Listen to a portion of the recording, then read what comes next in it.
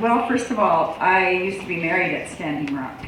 I'm from the Fort Berthold Reservation of the Mandan-Kadadza and Arikara tribes, and I'm also Norwegian. My mother was Norwegian, and but I used to be married at Standing Rock, and my son Cannupa was born there, and I still have a son that lives there and that is married there, and we go back every summer to there and to my reservation, and so it's real near and dear to me. It's still my other home because I lived there for a long time, for 10 years, and also lived in Cannupa before I got married and moved to Fort Yates, which is still on Standing Rock, and so it's my other home. And when this was going on in the summertime, I wanted to go back so bad for it.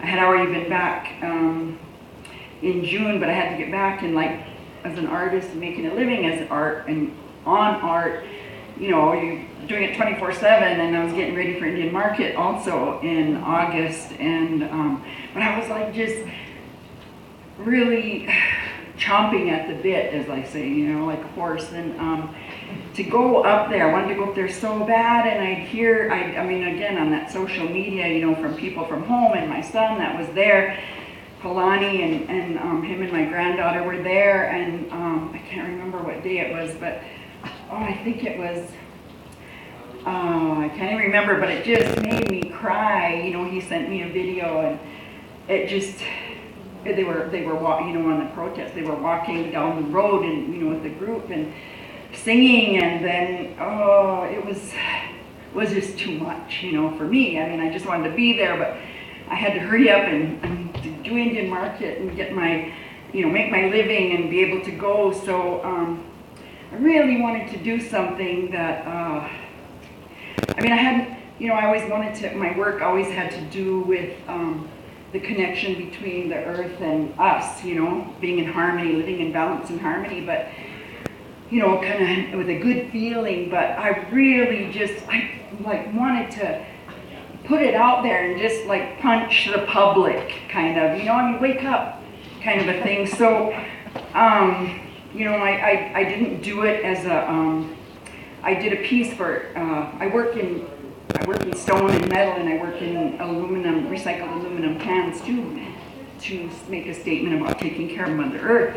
And so I wanted to do this piece that represented not only there, but all over, I mean, my reservation too, and how it's decimated by the oil wells and fracking, and so I did the piece that's in the exhibition with the face and the oil, holding the oil can, drinking the oil. You know, it's like we don't, you know, it's like we don't see, especially like big business companies, the oil companies, you know, the pharmaceutical companies, they're connected, and just that thing about seeing right here, you know, just seeing this far in front of their faces, not seeing the future generations, not seeing the world, you know, and not seeing that we're here and that we live off this Mother Earth. We breathe this air, we drink this water, you know? It's like, how can you not get that, you know? And I just wanted to be blunt about it, and, you know, obvious. And just wanted people to kind of wake up. And I know that there's a lot of, like during market, I know there's a lot of oil people there, and so I was like ready to, you know, bristle up and defend it, you know, when if somebody came to my booth and like was gonna say something about it, against it, you know. But that was just like my really, you know, to say something, to make people that aren't aware, you know, to wake up, that it's important. And really that's what's happening, you know, is you drink oil instead of water. I mean, it's just crazy. So as soon as market was over, Cannupa and I and Ginger, my daughter-in-law, and my own grandsons, we all were talking about it before market, about going, and learned. So we were going to caravan, but I couldn't wait. I left a day early. It was just like, you know, just had to go, that kind of thing. And just like Zoe and Tony said, it was the feeling, it was so crazy. I mean, it's really emotional and real feeling, you know, I mean, you just like, could just feel it coming there. And I wanted to be there so bad. I mean, I didn't even know what I was gonna do. I just wanted to be there. I wanted to stand up, you know, be with people that are on the same page, you know, and that care and that are spiritual, and be with my other family people up there, you know, the other reservation, and yeah, I remember just pulling in and seeing all those flags and representative of all these different tribes, and you just never see that kind of unity. But it was for this holy Mother Earth and this holy water. But it was so spiritual. I mean, they had a ceremony and a prayer. That prayer was really strong. You know, they had spiritual leaders there, medicine people there that started with that Ocheti Shakoi camp. And you know, they kept stressing that, to remember that prayer, that's what's more important. You know, you really gotta focus on that and believe and walk in that way. You know, that's what they kept stressing. And like they said before too, yeah, you go there and you want to participate, you know, not just as going there and, you know, being a protester, but a camp. I mean, that's the way I was raised up, you know, when you go someplace, when you go to visit, you go help out, you know, you go in the kitchen, you go wash dishes, you go help prepare the food, or you go chop wood, or you help the neighbors out, you know, and you go, you see what's needed to be done, and then you go do it, you know. You don't wait for somebody to come and ask you. That's how that whole camp was.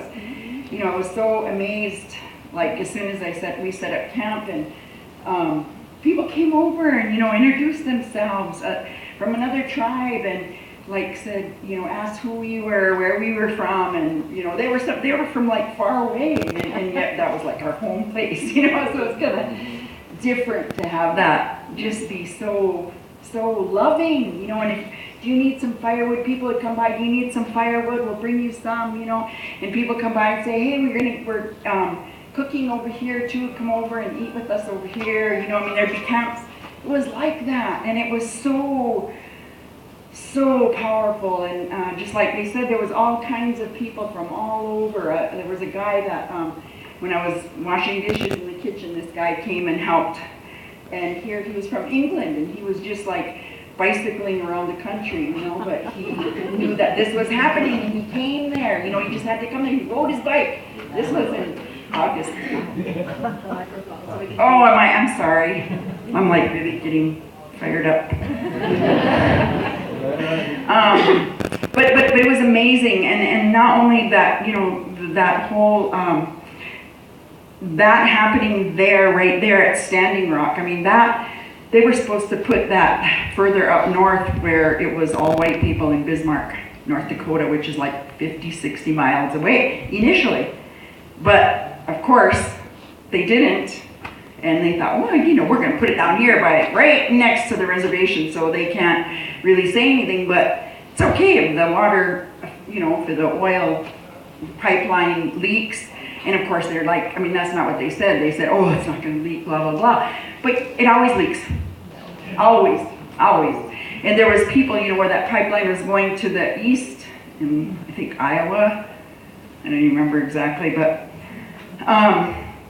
they were there too. There was people there, and then they were protesting over there as well. And I mean, on social media too, I mean, I have friends in other parts of the world, and they were standing up. You know, they were fighting against it. They were posting things, you know, they were posting things even as groups and saying, you know, we're with Standing Rock, but it was about water sacred, because it affects everybody all around the world. Not just that, but everybody has to fight against big business, you know, against fracking. I mean, they outlaw it in France, they outlaw it in other countries, but here we are, you know, it's like we're blind. I mean, I just don't get it. We do all need to stand up. We have a voice. We need to speak it, you know? We need to pray about it. Just, you know, anyway, thank you, and I just want you to keep that in mind, you know? You breathe this air. You eat this food that's grown from this Mother Earth, you know? And you drink this water. So anytime you have a chance to stand up, and say something and make a difference. Do it. Do it. I want to get our